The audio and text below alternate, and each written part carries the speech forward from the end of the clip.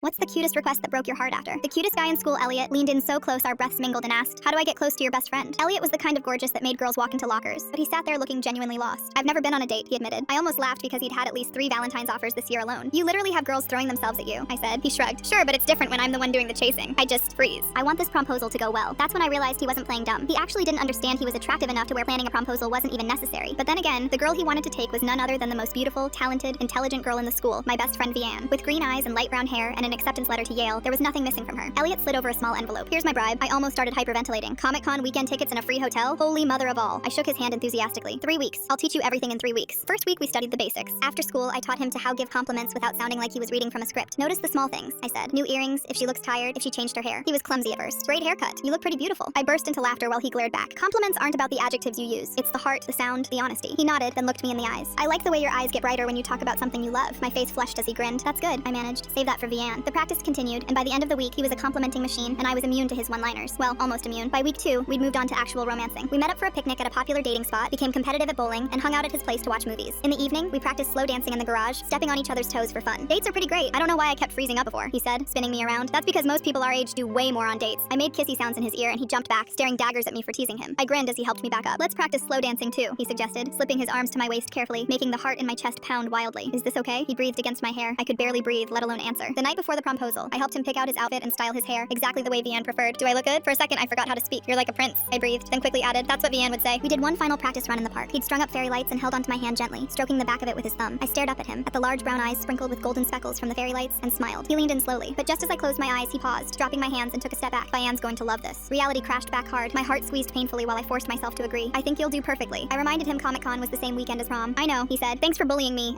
Teaching me." He winked and pulled me into one last tight hug. "Enjoy Comic-Con." I squeezed back. "Enjoy prom." That Friday, the whole school watched as Elliot approached Vianne at lunch with flowers and a giant promposal sign. He executed everything perfectly, just like we'd practiced. The speech, the timing, even the way he held the flowers. Vianne squealed and said yes while everyone filmed it. The cafeteria erupted in cheers while my heart broke into a million pieces.